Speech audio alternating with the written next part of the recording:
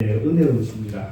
저는 하나님께서 참 하나님의 큰 도움을 받고 어려움과 위기를 많이 해결했지만 언제 제가 하나님의 은혜로 없다고 느끼냐면 이 구원과 또 성경 하나님의 말씀을 배우는 것이 우리 교회는 그렇습니다. 제가 또 학원을 오랫동안 해봐가지고 학원에서는 이제 뭘 중요하게 생각하냐면 레벨을 중요하게 생각하잖아요. 그 학생들의 일반 학교에서는 그냥 아무나 다 섞어다가 다 그냥 하기 때문에 이제 솔직히 수업을 할 때 상위권 아이들 몇 명은 선생님 말을 잘 알아듣는데 사실 그 밑에 중하위권 학생들은 하나도 못 알아듣고 학교를 다녀요. 그러다 보면 차이가 점점 벌어지는 거죠.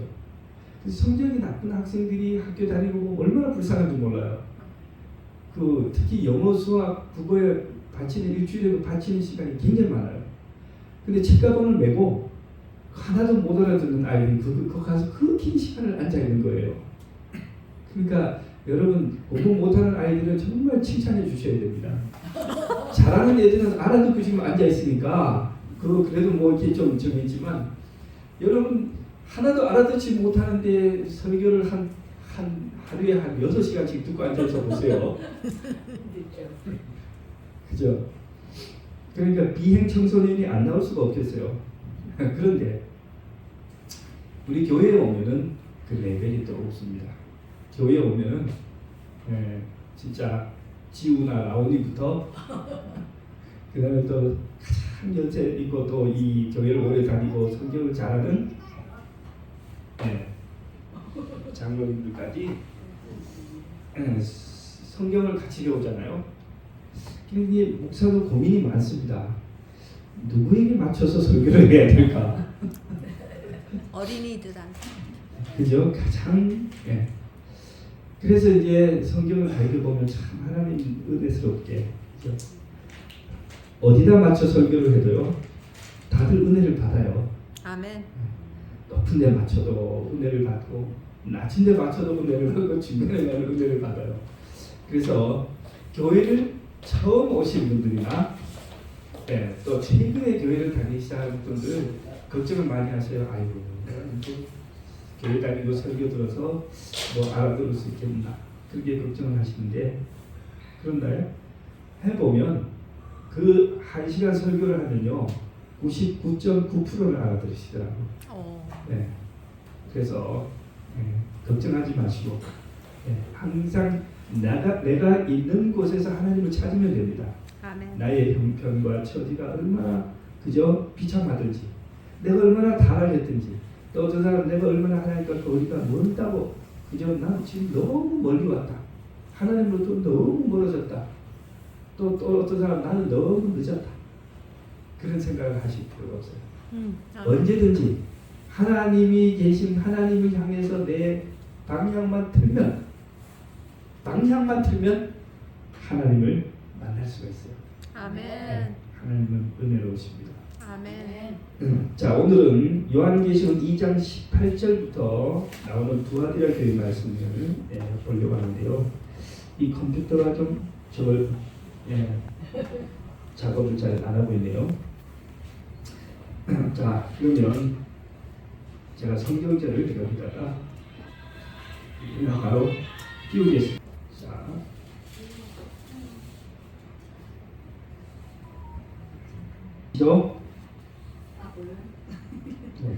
자, 요한계시록 2장 18절 두아디라 교회입니다. 자, 이 두아디라 교회는 계시록에 나오는 7개 교회 가운데 4번째 교회입니다.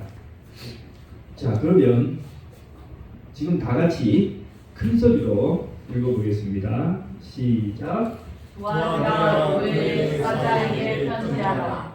그 눈이 불꽃 같고 그 안에 있는 주석과 같은 하나님의 아들이 주시되 내가 내 사업과 사랑과 믿음과 성령과 인내를 아노니 내 낮은 행위가 성공보다 많도다.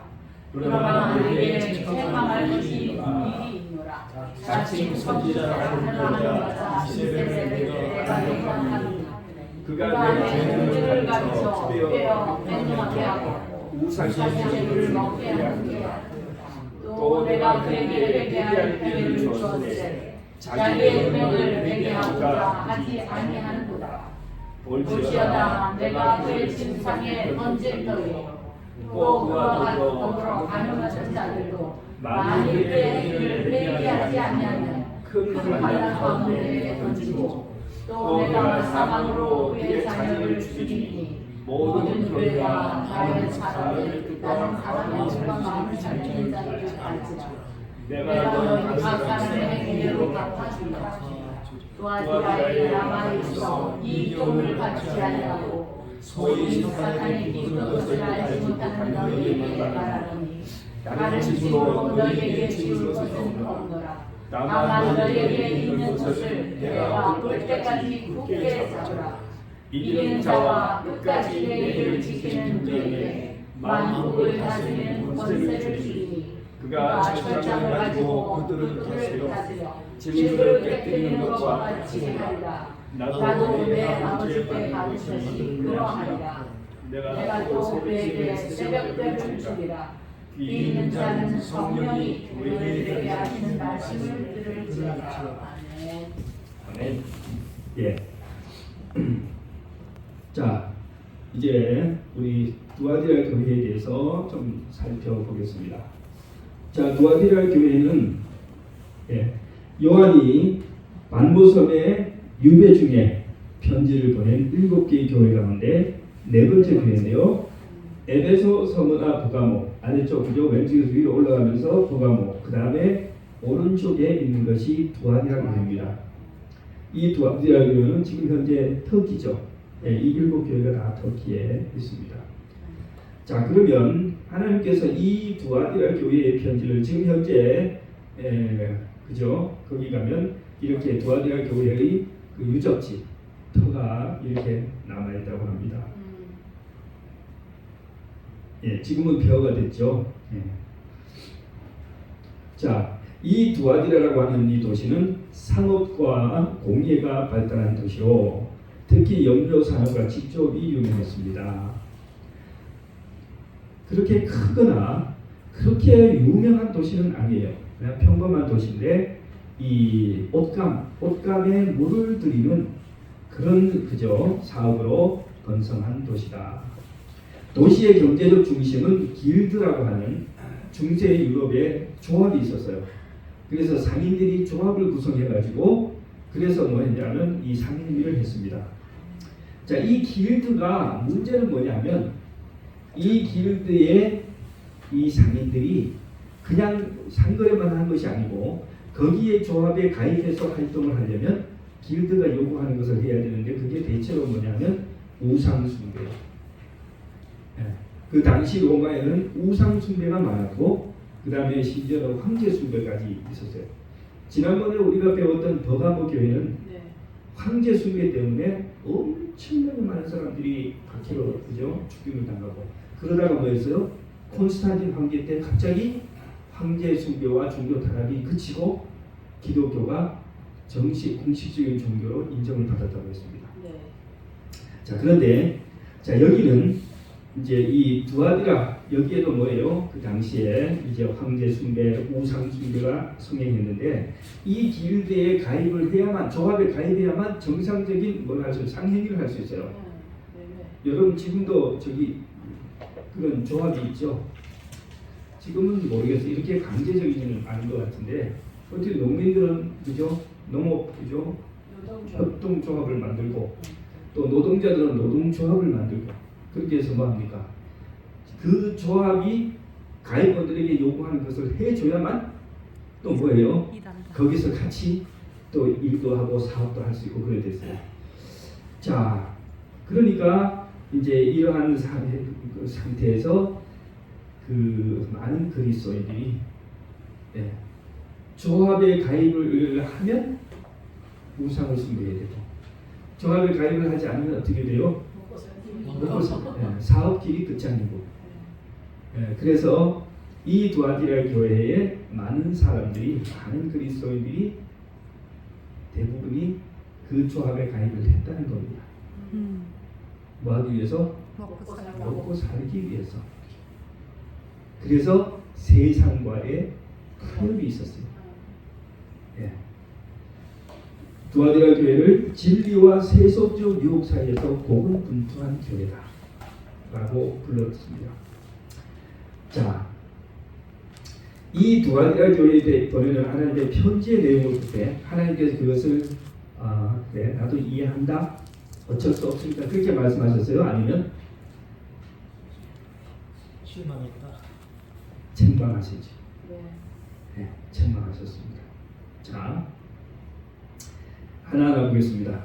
발신자. 발신자는 누구로 나오냐면 발신자는 다 같은 예수님이신데 각 교회에 보내는 그 발신자의 뭐가 다 틀려? 명함이 다 틀려요. 왜 그래요? 그 교회, 그죠? 여러분 고객에 따라서 뭐가 틀려요? 명함이 틀린 거예요. 우리 집사님들 바깥에 옷을 입고 나갈 때 오늘 누구를 만날까에 따라서 뭐예요? 옷이 달라지죠. 옷이 달라지잖아요. 얼굴도 달라지고. 얼굴도 달라지죠. 예. 자, 그런데 이 두아디라 교회에 보내는 예수님의 하나님 그 자신의 뭐예요? 그 명함에는 이렇게 돼 있어요. 그 눈이 뭐 같고 불꽃 같고 그 발이 빛난 추석과 같은 하나님의 아들이다. 자, 이것은 무슨 뜻이냐? 그 눈이 불꽃 같다라고 하는 것은 하나님께서 살피신다. 어둡고 교회는 타락하고 어둡고 그늘져 있지만 하나님께서 불을 켜고 그들을 감찰하신다. 이런 뜻입니다. 그 다음에 빛난 주석이라고 해요. 주석은 놋이랍니다. 놋인데 이 빛난 놋은 성경에서 주로 하나님의 심판에 많이 사용됐어요. 심판하시는 분으로. 그래서 예수님께서 불꽃 같은 눈으로 그 두아디라 교회 교인들의 그 교회의 행위를 살펴보시고 그 다음에 그들이 범한 죄에 대하여 심판하시는 분으로 나온다 이겁니다. 자, 두아디라 교회에 성경에 칭찬이 나옵니다. 뭐라고 칭찬하셨어요? 칭찬을 많이 받았어요. 내가 내 사업과 근데 이 사업이 비즈니스를 했다는 게 아니고 그냥 영어로 보면은 그냥 행동이에요. 행위. 내 행위와 사랑과 믿음과 섬김과 인내를 아노니 5개나 썼어요. 네. 행위와 사랑과 믿음과 섬김과 인내를 아노니 내 나중 행위가 처음 것보다 많더라. 이걸 딱 볼 때 두아디라 교회는 처음에는 좀 잘 나갔어. 열심히 안 했어. 잘 못했어요. 그런데 나중에 뭐인 거예요? 나중에 열심히 하나님 마음에 들게 잘했다 이거예요. 예. 우리가 이 반대로 된 교회 그때 봤죠. 네. 처음에 나왔던 교회 에베소 교회가 어떻게 됐어요? 첫사랑을 버렸다. 에베소 교회는 처음에 열심히 했다고 되어 있는데 나중에 그 첫사랑을 버렸다 하고 책망을 받았어요. 이 두아디라 교회는 처음에는 좀 시원찮았는데 나중에는 정말 헌신적으로 했다. 자, 성도들이 어려운 환경 속에서 그죠? 초기에는 그 아까 말씀드린 것처럼 먹고 살기 위해서 세상과 타협하고 우상 숭배도 끼고 그렇게 살아갔던 것입니다. 그러나 그런 가운데서도 진리를 고수하고 정말 박해와 어려움을 꿋꿋이 참았던 그런 사람들이 있었기 때문에 이런 칭찬을 받았습니다. 자, 그런데 두아디라 교회에 대한 책망이 상당히 심각합니다. 어떤 책망이 있었냐? 그러나 내게 책망할 일이 있노라. 자칭 선지자라 하는 여자 이세벨을 내가 용납함이니 그가 내 종들을 가르쳐 꿰어 행음하게 하고 우상의 재물을 얻게 하는도다. 그다음에 또 하나, 두 번째 죄는 뭐예요? 또 내가 그에게 회개할 기회를 주었을 때 자기의 음행을 회개하고자 하지. 그러니까 첫 번째 자칭 선지자인데 그죠? 이 거짓 선지자를 교회 안에 들여놓은 것도 잘못이고 두 번째는 잘못을 깨닫고 뭐 하지 않았어요? 회개의 기회를 줬는데도 회개를 하지 않았다. 이것이 두아디라 교회에 대한 하나님의 책망입니다. 자, 그러면 이세벨을 용납했다고 하는 것이 무슨 말인가? 구약 성경에 보면 이세벨 이야기가 나옵니다. 이스라엘의 왕이죠. 이스라엘의 왕 일곱 번째 왕 아합 왕의 부인이 이세벨이에요. 근데 이 아합 왕이요, 아합 왕의 아버지가 뭐 그죠? 오므리, 그다음에 아합, 뭐 이렇게 이어지는데 이 왕들이 이스라엘 역사에서 가장 악한 왕이고 하나님을 믿어야 할 이스라엘 나라에서 하나님을 안 믿고 온 나라를 우상숭배 나라로 다 만들고 하나님을 믿는 선지자를 다 잡아 죽인 아주 사악하고 하나님이 가장 싫어하시는 인간이 누구예요? 아합이에요. 그런데 그 아합이 이방 여인 이웃 나라의 공주와 결혼을 해요. 왕이라고 또 옆나라 공주를 데리다 결혼을 하는데 이 공주가 이름이 이세벨입니다.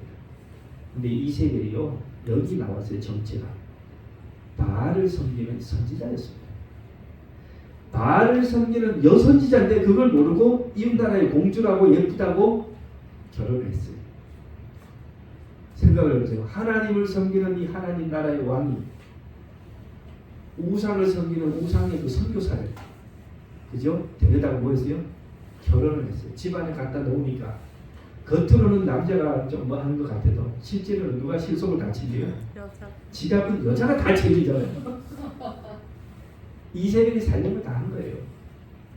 남편을 꼬들려가지고 하나님을 섬기는 선지자 다 잡아 죽이고 그리고 온 나라에 그 성경을 보면은 바알을 섬기는 선지자 400에 이 아스타를 섬기는 선지자 450에 850명의 선지자를 그죠? 우상 숭배 선지자를 나라에 갖다 놓고 그 사람들 다 월급 주면서 먹이면서 뭐 한 거예요. 온 나라를 그렇게 우상 숭배. 하나님이 너무너무 화가 나가지고 뭐 했어요? 하늘을 닫아가지고 3년 반 동안 뭐가 아직 오지 않게 비가 내리지 않게 했어요. 메말라가지고 다 가뭄에 다 죽어가니까 전부 다 그 예언했던 비가 오지 않으리라고 예언했던 선지자 엘리야를 찾아가지고 막 전부 강박을 이잡듯이 뒤지는데 마침내 엘리야를 만났죠. 예. 자, 이 구약 성경의 이야기를 한번 읽어보면 하나님이 이 선지자 한 명 엘리야를 가지고 이 온 나라와 아합을 어떻게 심판하시는지 이야기가 쭉 나와요. 마지막에 이제 이세벨이 심판을 받는데 이세벨이 남편도 죽고 왕자도 다 잊어버리고 아들도 죽고 자기가 뭐예요? 창문에서 뛰어내리죠. 그 뛰어내리는 게 아니고 누가 믿었어? 그죠? 그 다음에 그 예후가 반역을 일으켜가지고 다 죽이고 그 다음에 누구를 그 이세벨 여자를 그 창문에서 몇 층 되는지 3층인가 몇 층인데 지금 던지라고 했더니 땅에 떨어집니다. 그래서 이제 직사했는데 막 개들이 와가지고 막 그죠? 사람의 저걸 했다는 거예요. 뜯어먹었다는 거예요. 자, 이 이세벨이 과거에 이스라엘에 들어와서 그런 일을 했던 것처럼 어느 교회에? 두아디라 교회에 거짓 종교가 들어와서 그 교회를 완전히 타락시켰다. 우상 숭배와 행음을 하게 했다는 거예요. 이 고대 가나안 종교를 보면은 우상 숭배와 행음은 항상 같이 옵니다.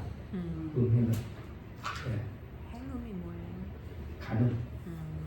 예. 자, 예.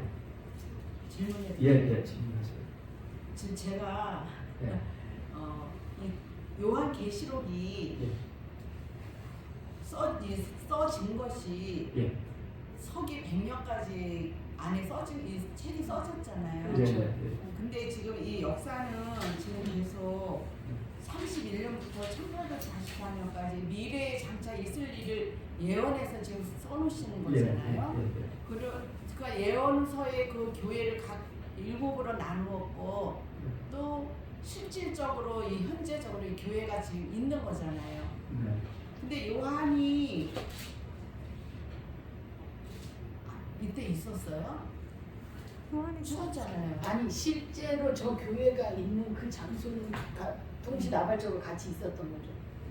계시 받기 전에도 예, 살아있을 교회가 때도 있었죠. 7교회는 네. 있었죠. 교회가 터- 있었다. 터키 그 교회들한테 편지를 쓴 거예요.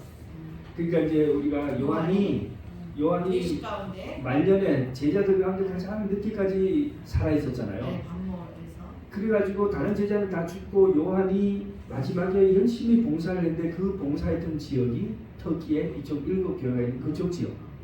거기서 열심히 봉사를 하다가 그 당시에 황제 그 도미티안 황제의 박해로 그만 요한이 잡혀서 반모섬에 귀향을 가요. 그러니까 바다만 그 수평선을 건너면 자기가 목양하던 7개의 큰 교회가 거기 있는데 가지 못하니까 안식일날 아침에 그 아마 바다를 바라보면서 기도하다가 보면은 주의 날에 내가 성령에 감동하여 하면서 계시를 받았다 하고 요한 계시를 시작하잖아요. 그러니까 자기가 목회하던 교회에 가지 못하게 이제 귀한 유배가 됐으니까 거기서 그들을 위해서 기도하다가 계시를 받았는데 지금 여기 나온 내용은 여러분 이중적으로 이해를 해야 됩니다. 첫째는 요한의 그 당시의 그 교회들이 그랬어요. 그 다음에 또 하나는 그것이 역사적으로 7개의 시대를 대표하는 교회다 그래요. 그래서 지금 제가 설명하는 것은 그 당시의 교회를 지금 설명하는 겁니다. 그 당시의 교회가 두아디라 교회가 뭐 있다는 거예요? 교인들이 이 당시의 그 환경 때문에 길드 조합과 황제들 이죠 이런 것 때문에 우상 숭배에 많이 뭐했어요? 물들고 교회 안에 이러한 교리적 타락과 이런 것이 있었다. 하나님께서 이것을 매우 불쾌히 여기셨고 그 다음에 뭐합니까? 하나님께서 심판하시려고 하셨다. 자, 회개의 기회를 줬음에도 자 그러면 지금 이제 두아디라 교회의 형편에 대해서 역사적 모습을 우리가 잘은 알 수 없습니다. 이 편지를 통해서 두아디라 교회에 뭐가 있었다? 여기서 말하는 이세벨, 소위 이세벨이라고 하는 거짓 종교 가르침이 이 교회를 완전히 잠식했다라고 추측을 할 수 있는데 그 거짓 교훈이 무엇인가? 1세기의 당시의 역사를 갖고 보면 우리가 지난번에 배웠던 영지주의의 가르침입니다. 니골라다. 예, 니골라당 또는 이세벨의 교훈, 영지주의 이 모든 것이 다 당시의 영지주의를 가리키는데 자 일단 영지주의가 그 영혼과 육체를 분리해가지고 영혼은 깨끗하고 육체는 예. 더럽다. 자 영지주의는 당시 그 그리스 로마 그 지역에 있던 한 토속 종교인데 이 종교가 약간 힌두교처럼 희한하게 기독교를 배척하는 것이 아니고 기독교의 하나님도 자기의 그 신으로 받아들이는 거예요. 그래가지고 굉장히 곤란해요. 그러니까 그 영지주의에는 최고의 신이 있어요. 최고의 신이 뭐냐면 지금으로 말하면 도입니다. 우리가 도교가 말하는 도. 그러니까 우주의 지고한 가르침 뭐 이런 게 있어요. 원리 뭐 기, 도 이런 것이 이제 최고고 그 밑에 막 여러 우주의 신들이 있는데 되게 맺은 낮은 신이 누구냐 하면 여호와 하나님. 그 가르침을 보면은 연구 많이 했어요. 그래서 저기 구약 시대의 하나님은 나쁜 하나님, 저급한 하나님. 그다음에 신약 시대 예수님은 괜찮은 하나님. 이제 막 이렇게 막 해가지고 엄청나게 교리를 복잡하게 만들어가지고 하니까 많은 교인들이 거기에 이제 그걸 또 받아들이고 따르고 했어요. 자, 그런데 자 이제 이 이세벨의 교훈, 이세벨에 대해서는 방금 제가 설명을 드렸기 때문에 넘어가겠습니다. 하나님의 경고, 볼지어다 내가 그를 침상에 던질 것이요. 또 그와 더불어 가늠하는 자들도 만일 그의 행위를 회개하지 아니하면 큰 환난 가운데 던지고 내가 사방으로 그의 자녀를 죽이리니. 자 이게 뭐냐면 이세벨이 받았던 그 심판을 두아디라 교회에 지금 설명하는 겁니다. 이세벨이 그렇게 받았던 것처럼 심판받은 것처럼 내가 너도 죽이고 너 자녀들도 죽이고 그렇게 하겠다. 하나님이 조건이 들어있는 거. 회개하지 않으면. 회개하지 않으면. 자, 그래요. 여기 침상에 던진다라고 하는 표현은 무슨 표현이냐면 성경에 중병으로 심판하겠다는 겁니다. 네. 그래서 마도록 자기 침상에 누울 수밖에 없게. 이세벨이 음행을 행했던 침상인데 하나님께서 이세벨을 심판해서 자기 침상에 누울 수밖에 없도록 그렇게 이제 하시겠다 하는 겁니다. 자, 그렇게 하나님께서 책망을 하셨습니다. 자, 그러면 이제 넘어가겠습니다. 약속과 보증. 두아데라에 남아있어 이 교훈을 받지 않고 소위 사탄의 깊은 것을 알지 못하는 너희에게 말하노니 다른 짐으로 너희에게 지울 것은 없노라. 이 두아데라 교회에서도 여전히 소수의 사람들은 뭐 했다는 거예요? 그 우상숭배에 가담하지 않고 믿음과 충성을 지켰다는 거예요. 진리를 지켰다는 거예요. 그래서 이 사람들은 너무 고생하고 너무 충성스럽고 너무 고생했기 때문에 하나님이 뭐 하지 않겠다? 다른 짐으로 더 이들에게 일을 주지 않겠다. 다만 너희에게 있는 것을 내가 올 때까지 굳게 잡라. 이기는 자와 끝까지 내 일을 지키는 그에게 만국을 다스리는 권세를 주리니. 그죠? 그가 철장을 가지고 그들을 다스려 질그를 깨뜨리고 이걸 심판하는 것이죠. 하나님께서 예수님께서 세상을 심판하는 권세를 그들에게 주겠다. 자, 그러면 이제 우리가 저기를 역사적으로, 그죠? 역사적으로 우리가 적용을 해야 되지 않겠어요? 자,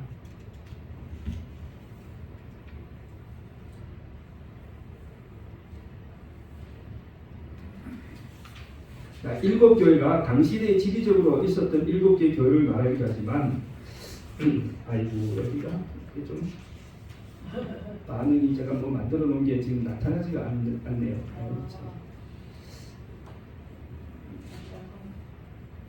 이 인터넷이 이게 안 켜져 있어요. 네.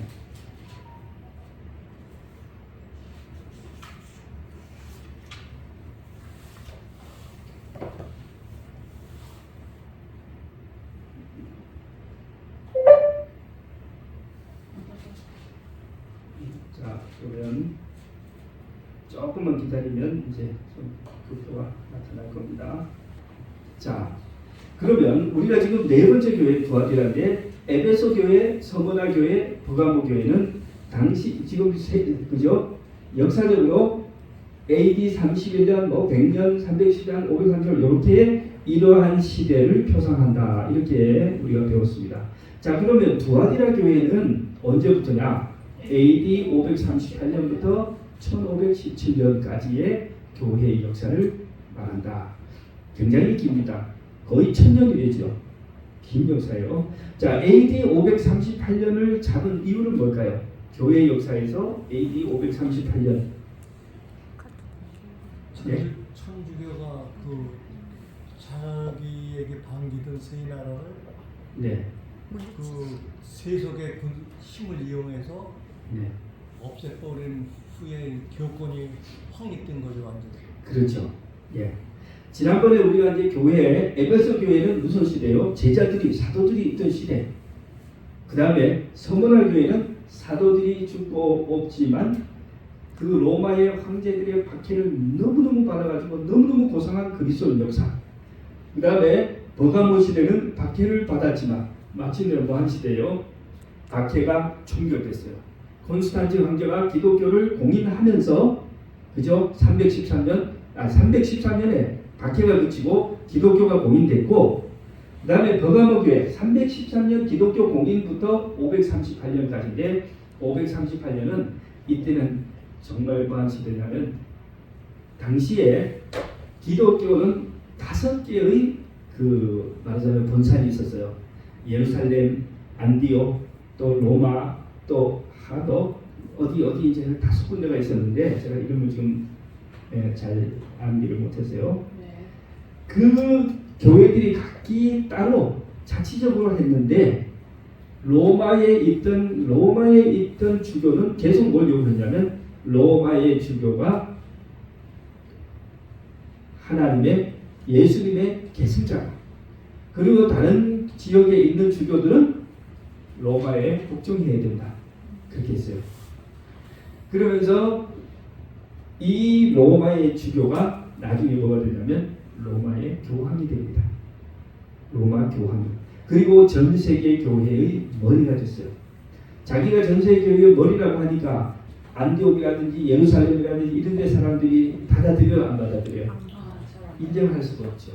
당신은 로마에서나 잘 다스리세요. 네, 당신은 로마에서나 잘하세요. 우리 교회는 우리가 합니다. 그렇게 했더니 로마가 당시에 프랑스, 지금은 프랑스지만 그전에는 프랑크 왕국을 이용해서 반대하는 나라를 세 나라를 완전히 정복을 해버려요. 그리고 그 일이 있은 다음에 로마 교황은 전 세계의 우두머리라고 공표한 해가 538년입니다. 자, 그래서 538년부터 중세에 뭐가 시작되냐면 소위 중세가 시작되는데 천주교가 온 세상을 다스리는 시기가 시작됩니다. 자, 그러면 두아디라 시대가 그러면 그걸 두아디라 시대를 천주교라고 그렇게 남의 교회를 비방하면 되나? 이런 생각을 저도 상당히 좀 부담이 되죠. 제가 요즘은 보니까 이 일곱 교회를 시대적으로 해석하는 분들이 별로 없어요. 그런데 제가 오늘 여러 것을 찾아봤더니 그 조용기 목사님이 그렇게 설교를 하더라고요. 조용기 목사님이 일곱 교회를 설교를 했는데 두아디라 교회를 하면서 이 교회가 바로 중세의 천주교였다. 네. 아주 우리하고 똑같이 하더라고요. 세대주의자들은 그렇게 역사주의로 그렇게 해요. 예, 그죠. 그래서 제가 그래도 그분이 그래도 좀 정말 앞선 데가 있구나 그렇게 생각했습니다.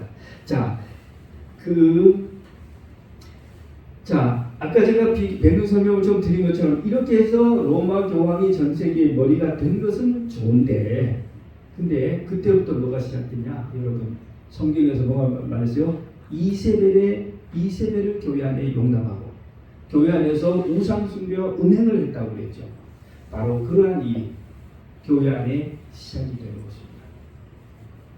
그렇게 해서 이교의 가르침이 교회 안에 굉장히 많이 들어옵니다.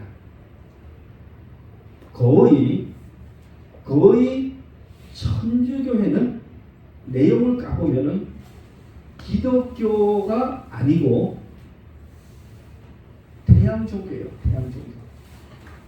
근데 용어를 전부 뭘로 바꿨죠? 용어를 전부 기독교 용어로 바꿔놨어요.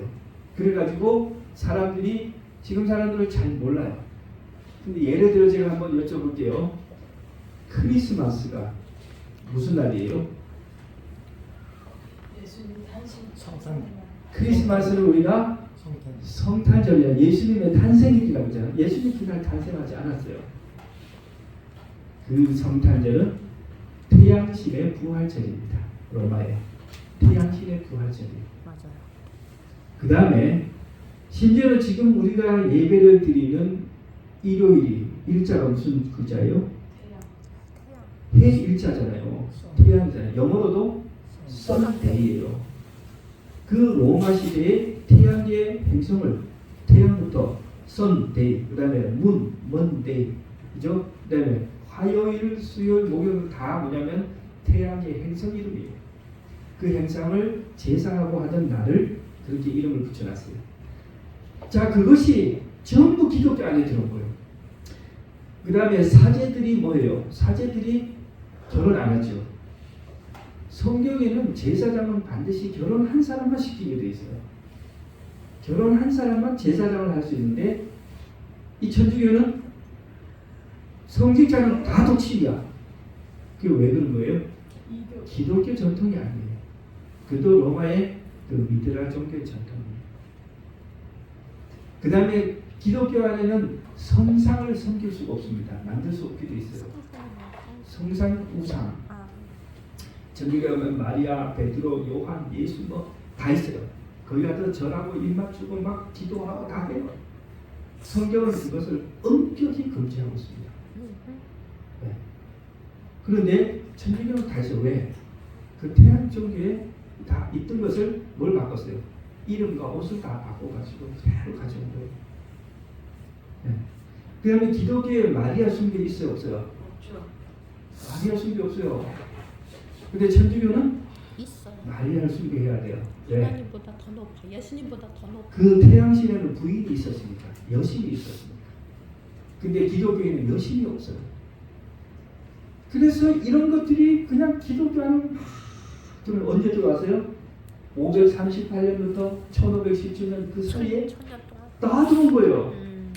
그래가지고 도저히 기독교를 할 수가 없는 거예요. 네. 그렇게 해가지고 이 예배도 율법도 뭐 모든 것을 다 망쳤기 때문에 그래서 기독교가 뭐 한 거예요? 개혁을 한 거예요. 종교 개혁을 한 거예요. 만일 천주교가 성경대로 그냥 다 살았더라면 지금 장로교, 감리교, 루터교, 침례교 뭐 나올 필요가 없어요. 그냥 같이 하면 돼요. 그러나 그들이 성경의 진리를 너무 떠났기 때문에 1517년이 무슨 해냐? 바로 마틴 루터가 종교개혁을 선언한 해입니다. 자, 그러면 이 두아디라 시대의 이야기를 조금 더 하고 시간이 아직 넘은 건 아니죠? 네, 괜찮아요. 네, 8시 반까지가 저겁니다. 전 시간을 예배 시간이 바뀌어서 자 이렇게 해서 그 두아디라라고 하는 말 자체가 두아디라라는 말 자체가 제사라는 뜻입니다. 제사. 네. 그러니까 이 천주교에는 예배를 드린다고 하지 않고 미사를 드린다고 해요. 근데 이 미사라고 하는 말이 뭐냐면은 제사란 말이에요. 네. 그게 천주교는 제사를 드려요. 그 사제가 있어요. 말하면 신부가 사제입니다. 그 다음에 뭐가 있어요? 제물이 있어요. 실제로 성만찬을 할 때 그 빵과 포도주가 실제로 예수님의 몸과 살이 피가 된다고 주장해요. 그래서 제물도 있어요. 사제도 있어요. 제사도 드려요. 자, 그렇게 하는데 자, 중세교회가 이렇게 잘못된 제사를 가지고 했을 때 온 중세 천주교를 빼면 정말 기독교라고 할 만한 게 없어요. 그런데 여러분 여기 성경은 말했죠. 두아디라 교회의 대부분이 우상 숭배와 해놈에 가담했지만 여전히 뭐가 있다? 충성된 소수가 있다는 거예요. 자신을 더럽히지 않은 충성된 소수가 있는데 그 사람들이 누군가 여러 사람들이 있었는데요. 예, 여러분이 들어보셨던 왈덴스 이 진리에 따라서 성경을 보유하고 성경 말씀대로 살아가는 사람들이 있었는데 이 일반 도시에서 살아가지 못하니까 어디에 가서 깊은 산속에서 살았어요. 아주 척박한 땅을 읽으면서 아주 순수한 모습으로 농사를 지으며 그렇게 살고 있었는데 그는 어릴 때부터 성경을 가르치고 배우고 찬양을 배우고 이렇게 아주 순수하게 살았어요. 근데 이 왈덴스인들이 그렇게 가난하고 혹독한 삶을 살아서도 뭘 했냐면은 선교적인 열정이 대단했다는 거예요. 그래가지고 이 사람들이 뭐냐면 그 청년들이 특히 목사가 되거나 아니면 일반 청년도 결혼하기 전에 반드시 2년 동안 선교사로 도시로 파송된 거예요. 그래서 도시로 선교사로 파송되는데 그게 그렇게 위험한 일이에요. 왜? 그 당시에 천주교는 성경을 소지하거나 가르치거나 공부하는 것을 법으로 금했기 때문에 그래서 이 사람들이 성경을 이렇게 지금 우리처럼 이렇게 들고 다니지 못하고 성경을 써가지고 찢어가지고 옷 속에 이제 이렇게 끼워 옷을 말하자면 이제 뜯고 성경책을 여러 장을 넣고 다시 이제 그죠? 꾸며가지고 그렇게 입고 다녔어요. 겉으로는 저 이제 장사꾼으로 바뀌어가지고 행상인처럼 그렇게 다니면서 이제 장사를 하고 사업을 하다가 한 사람 진리에 관심 있는 사람을 만나면 은밀한 곳에 가서 그 성경책을 꺼내서 진리의 말씀을 읽어주고 그렇게 전도를 했다는 거예요. 자, 그런데 이 2년 동안 결혼하기 전에 2년 동안 이렇게 다 가서 하는데요. 그게 그 파송된 선교사들이 집으로 돌아오는 복귀율이 얼마나 됐을까요? 별로 안 돼요? 50%도 채 되지 않았대요. 그렇게 결혼을 앞두고 선교를 그죠? 2년씩 의무적으로 선교를 가는데 그렇게 간 사람이 돌아오는 율이 50%가 안 됐다. 죽었다 뭐. 예, 순교한 거예요. 잃어봅시다. 그들이 유럽에 가는 곳마다 많은 곳에 복음을 그렇게 은밀하게 진리를 증거했어요. 그런데 그러한 진리에 그것이 그들의 순교가 씨앗이 되어가지고 그래가지고 후세에 유럽의 그 종교제이 시작하기 전에 그 위클립 같은 유명한 인물이 나옵니다. 성경이 완전히 그런 위클립은 제가 대학 이름을 잊어버렸는데 아주 웨슬리언. 예 웨슬리언 유니버시티 아주 큰 대학교의 총장인데 그분이 성경을 영어로 번역을 했어요. 금지된 일이죠. 근데 성경을 영어로 왜? 당시에 성경은 라틴어밖에 없어서 일반 백성이 읽지를 못했는데 위클립이 쉬운 영어로 성경을 번역해서 보고를 해버렸어요. 그래서 위클립이 저거 하잖아요.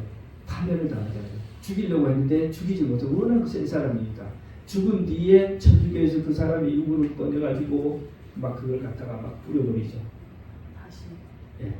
그 다음에 허스라고 하는 사람이 또 그 뒤를 이어가지고 나타나가지고 예, 성경을 가지고 설교를 합니다. 그 다음에 또 제롬이 나타났습니다. 그 다음에 이제 누가 등장해요? 루터가 등장해요. 그러니까 이름 없는 이 순교자들이 유럽 전역에 진리와 복음을 많이 뿌렸어요. 그래서 겉으로는 천주교가 강압적으로 지배하고 있었지만 사람들의 마음속에 진리에 대한 갈망과 무엇이 참인지 무엇이 거짓인지를 알고 있었던 겁니다. 예, 그렇게 해서 이 구원의 복음이 왔는데 자 다음에 그 다음에 루터가 종교개혁을 일으켜 성공한 이야기는 다음 주에 하겠습니다. 왜냐하면 4대 교회와 이제 연결되는 다음의 이야기이기 때문에 어쨌든 여러분 우리의 손에 성경책이 왔다는 것 우리에게 이 복음이 와서 우리가 자유롭게 얘기한다는 이것이요 정말 저절로 우연히 된 것이 아닙니다. 많은 사람들이 하나님에 대한 충성과 인내 그리고 자기의 생명을 정말 아끼지 않고 하나님께 바쳤던 그 결과 우리에게 왔어요. 아멘. 근데 두아디라 교인들은 그 먹고 살기 위해서 뭐 한 거예요? 세상과 타협하고 진리를 순종하기를 거절하고 그렇게 살았을 때 하나님께서 얼마나 불쾌하게 여기셨는가. 이 두아디라 교회에 대한 이 교훈이 오늘 현대를 살아가는 우리 모든 그리스도인들에게 중요한 문제입니다. 요즘 선거하는 사람들도 보세요. 선거하는 지도자들도 뭐라 그래요? 먹사니즘. 먹고 사는 것이 제일 중요하다. 네? 먹사니즘. 먹고 사는 것이 중요하다. 그러니까 그거 가지고 선거에 오를 하잖아요. 우리 그리스도인 먹사니즘 하면 안 되죠. 먹고 살기 위해서 진리를 초계처럼 버리고 그죠? 그러면 안 됩니다. 우리에게는 먹고 사는 것도 중요하지만 더욱 중요한 것이 있습니다. 그것이 바로 하나님의 진리의 말씀대로 살아가는 것입니다. 아멘. 어차피 제가 아직 인생을 논하기로 하지만 살아보니까 다 똑같아요. 잘 살겠다고 살았던 사람이나 못 살것 같이 그냥 살았던 사람이나 살고 나면 다 똑같습니다. 남는 것은 내가 어떻게 살았는가 그것만 남는 거예요. 여러분의 삶이 하나님 앞에 어떻게 평가될까? 지금부터 우리가 주님 앞에 우리가 올바른 선택과 결단을 하시게 되기를 바랍니다. 아멘. 우리 기도하고 마치겠습니다. 하늘에 계신 아버지 하나님, 일주일이 참으로 바쁘게 지나갔습니다. 그러나 우리에게 하나님께서 제정하신 귀한 안식일을 주셔서 이날 우리의 모든 일상을 접고 주님 앞에 나와서 하늘을 우러보며 하나님의 말씀을 듣습니다. 주님 이 자리에 우리와 함께 해주시고 성령께서 우리의 마음속에 이 시간 무엇을 말씀하시는지 그 말씀을 듣게 해 주시옵소서. 아멘. 우리가 젊고 어리고 또 판단력이 흐릴 때는 자신의 욕심과 쾌락과 어떤 꿈을 쫓아 살았지만 그러나 이제는 우리 자신을 위해 사는 것이 아니라 하나님이 원하시는 대로 살기를 원합니다. 아멘. 비록 일생 동안 우리가 자신을 위해 살았지만 지금 우리의 삶을 주님께 드리기 원하오니 우리의 작은 결심을 받아주시옵시고 아멘. 우리의 회개를 받아주시옵시고 하나님의 심판을 면하고 우리 두아디라 교회 끝까지 남은 충성된 사람들이 그들이 받을 상급을 우리가 받을 수 있게 해 주시옵소서. 주님께서는 우리를 책망치 않으시고 언제든지 우리의 방향을 주님께로 향하기만 하면 주님께서는 달려오셔서 우리를 안아주시고 우리의 회개를 받아주시고 우리에게 주신 그 축복을 똑같이 나눠주시는 것을 저희들이 알고 감사드립니다. 아멘. 하나님, 오늘 이 자리에 나와 머리 숙여 기도하는 사랑하는 형제 자매들 붙들어 주시옵시고 우리의 마음을 어루만져 주시고 어떤 형편에 있든지 어떤 상황의 처지에 있든지 주님이시여 주님께서 함께 하심으로 희망이 기쁨이 빛과 행복이 가득하게 해 주시옵소서. 아멘. 오늘 이 자리에 함께 있지 못한 여러 형제 자매들 있사오니 주님 굽어 살펴주시고 몸이 불편하신 여러 형제 자매들 주님 붙들어 주시고 또 특별히 주님 사랑하시는 아들 정근현 사장님이 지금 침상에서 응급실에서 참으로 어려운 시간을 보내고 있습니다. 주님이시여 함께 하시고 아들을 지키시고 붙들어 주시고 그 마음속에 하나님의 성령의 음성을 들려 주시옵소서. 아멘. 그리하여 이 안식일 이 세상에서 지냈던 그 어느 때보다도 편안한 마음으로 보낼 수 있도록 붙들어 주시옵소서. 또한 주의 사랑하는 모든 성도들 매일 또 이곳에 나와서 우리가 주님을 찬송할 수 있게 해 주시옵기를 사랑이 많으신 예수님의 이름으로 간절히 기도합니다. 아멘.